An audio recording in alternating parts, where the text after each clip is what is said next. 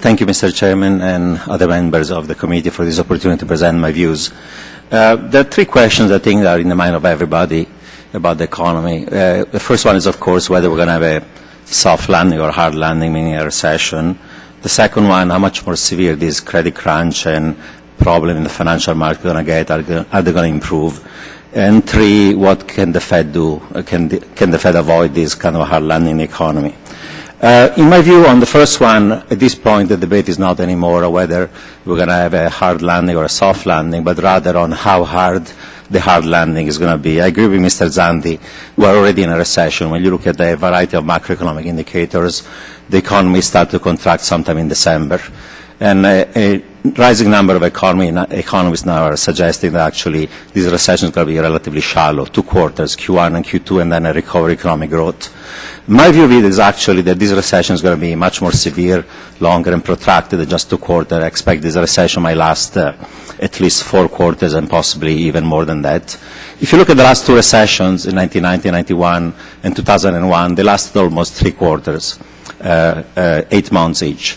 And in my view, the conditions in the financial market and economy compared to the last 2 recessions are worse. And that's why I believe this recession is going to be much longer, at least 4 quarters, if not 6. There are at least 3 dimensions in which I think that the condition in the macroeconomy and financial market are worse today than they were in the previous 2 recessions in the United States. And that's why I believe this recession is going to be more severe and more protracted. First reason is that we are experiencing right now the worst housing recession since the Great Depression. Housing starts have fallen sharply, but unfortunately new home sales have fallen even more, and therefore the gap between supply and demand, the stock of unsold homes, is an unprecedented high. Home prices have already fallen by 10%, and they might fall at least 20% from peak, and some people say all the way to 30%. If they fall 20%, that's wiping out $4 trillion of housing wealth in housing. If it's 30%, it's going to be $6 trillion. If there is a 20% fall in home prices, the number of households are going to be underwater, where the value of their homes is below the value of their mortgage is going to be something like 15 million. If home prices fall by 30%, that number is going to be over 20 million. And with non-recourse loans, there is a huge incentive when you are in negative equity or underwater to essentially do jingle mail, put your keys in an envelope, send it to the banker, and walk away. So we're facing a systematic problem in the housing market. This housing recession is getting worse, has not bottomed out. The consequences are going to be massive and severe like we haven't seen since the Great Depression. First observation. Second observation is that the conditions for the household sector are much worse today than they were in 2001. In 2001, the problems were the corporate sector. Today, we have a U.S. consumer that is shopped out, is saving less, and is debt burdened. And this U.S. consumer is being buffeted by a whole series of negative shocks. Home prices are falling, home equity withdrawal is collapsing, oil is at 100 and gasoline prices are very high.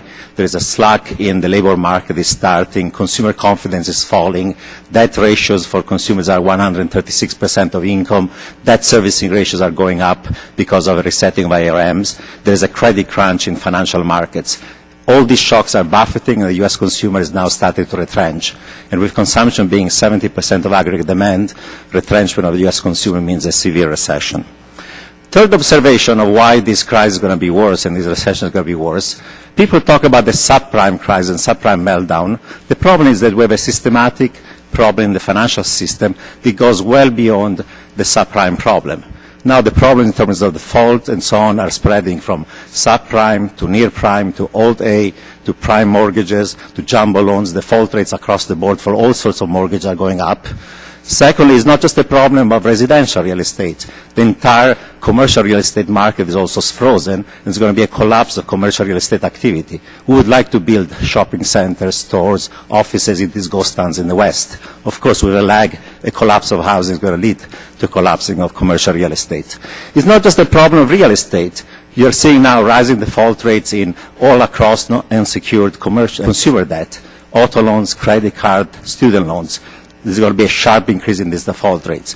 You have massive problem in the leveraged loan market with these LBOs that were done in reckless way, and now leveraged loans are being priced 80 cents on the dollar. You have the problem with the monolines, and I don't believe they're going to be able to rescue a downgrade of this monoline. And if that downgrade is going to occur, you're going to have severe effects, as we've seen in the money market, and downgrade of other assets that were being insured by the monolines, asset-backed securities.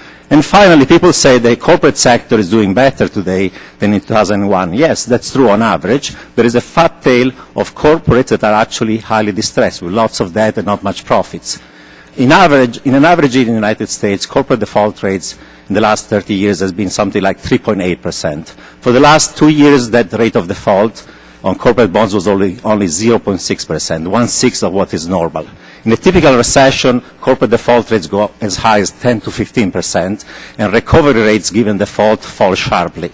In a normal year, you recover 70 cents on the dollar. In a recession, you recover only 30 cents on the dollar. So you have a double whammy in a recession. Default rates are much higher, recovery rates are much lower.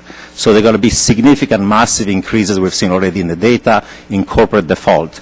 The last 2 years, there was slosh of liquidity. Credit spreads were very low. They were bottomed out at 260 over treasuries last June. Now they're over 700 basis points over treasury on junk bonds.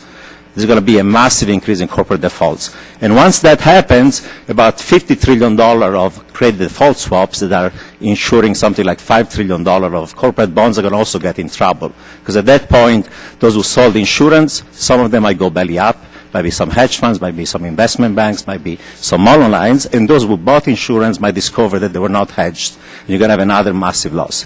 So the problem we're facing right now in the U.S. economy is not a subprime mortgage problem, but a subprime financial system that has severe stress like we have not seen in the last 30 years. This is a severe financial crisis. That's why the recession is going to be more severe. Final point about Fed policy.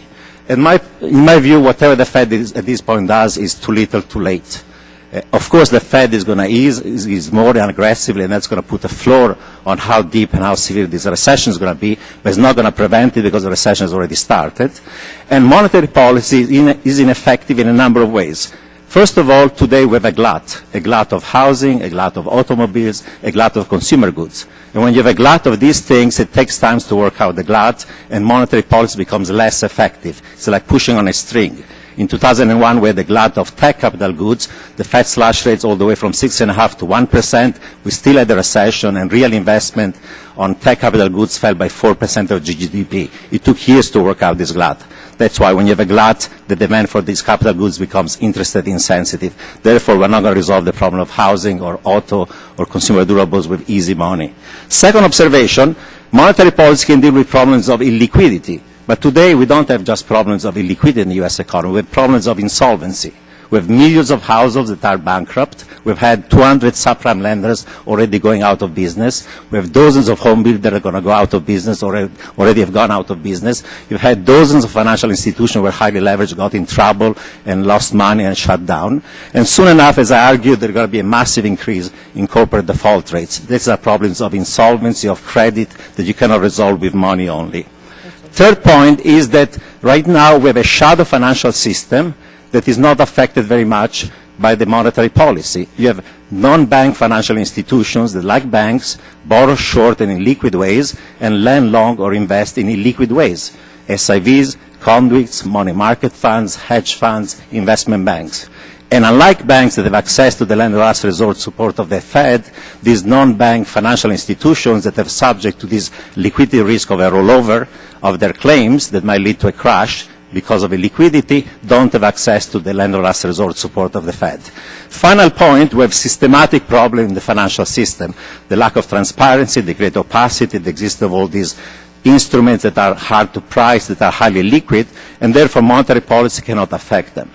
So final observation, we are in a recession. This is going to be a severe recession, and we are in the middle of a systematic and systemic financial crisis that is becoming extremely dangerous.